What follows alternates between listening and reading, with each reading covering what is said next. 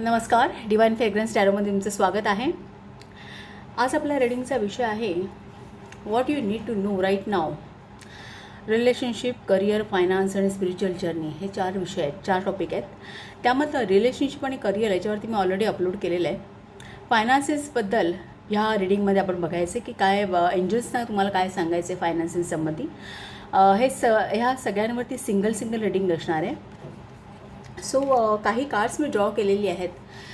ती कार्ड्स काय सांगतात पाहूया. First of all queen of scroll जी आहे ती सांगते की सध्याचा काळ हा पर्सनल ग्रोथ आणि एक्सपॅन्शनसाठी खूप उपयुक्त आहे. फायनान्सेस संबंधी एखादी नवीन संधी तुमच्या आयुष्यात येऊ शकते. या नवीन संधीची पाळंमुळं सुद्धा कदाचित तुमच्या भूतकाळात रुतलेली असेल.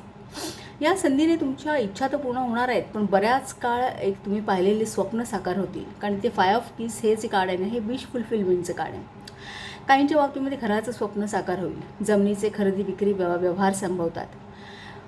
फायनान्सेस संबंधी एखाद्या कठीण परिस्थितीतून जर तुम्ही पूर्वी गेला असाल किंवा अगदी ट्रॅप झाल्याची भावना असेल तर त्या बंधनातून तुम्हाला पूर्णपणे मुक्ती या पुढच्या येणाऱ्या काळामध्ये मिळणार आहे.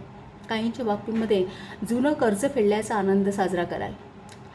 आता 8 ऑफ की सांगतं की काहींना जर कामाच्या ठिकाणी एम्प्लॉयरकडून पैशाची मदत होण्याचे योग आहेत. एखादा वाढीव भत्ता किंवा प्रमोशन मिळू शकतं. Bottom of the deck 1 of roses सांगतं की एखादी नवीन बिझनेस कमिटमेंट तुमच्या आयुष्यात येऊ घातली आहे. उदाहरणार्थ एक प्रमोशन असेल, काहींच्या बाबतीत जॉब ऑपॉर्च्युनिटी असेल, पार्टनरशिपची संधी असेल किंवा एखादा नवीन बिझनेस व्हेंचर तुम्ही ओपन कराल.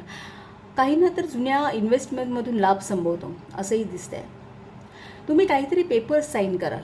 घराचे सेल, परचेस ॲग्रीमेंट किंवा एखादा नवीन इन्व्हेस्टमेंट असं हे कार्ड दाखवतं. दुसरं म्हणजे हे कार्ड प्रकाशित आहे, इथे दिवा आहे भेटलेला. सो जे काही डील असेल ना ते तुमच्या फेवरमध्ये असेल. तुम्ही येत्या काळामध्ये काही गोष्टी कोलॅबोरेशनने कराल असं इथे दिसतंय. किंवा मग एखाद्या जास्त मोबदला देणाऱ्या कंपनीमध्ये तुम्ही गुंतवणूक कराल किंवा जर तशा प्रकारची गुंतवणूक तुम्ही ऑलरेडी केलेली असेल तर त्यातून तुम्हाला चांगले लाभ या येत्या काळामध्ये संभवतील. तुम्हाला असं जाणवेल की एक तुम्हाला खूप सक्सेस मिळाला आहे ज्या गोष्टीमध्ये,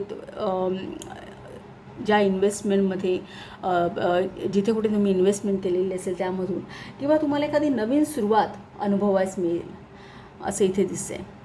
सो हे काही रीडिंग होतं फायनान्सेस संबंधी. तुम्हाला रीडिंग कसं वाटलं हे सांगा. आवडलं असेल तर चॅनलला शेअर करा, सबस्क्राईब करा, लाईक करा आणि असंच पाहत राहा. थँक्यू.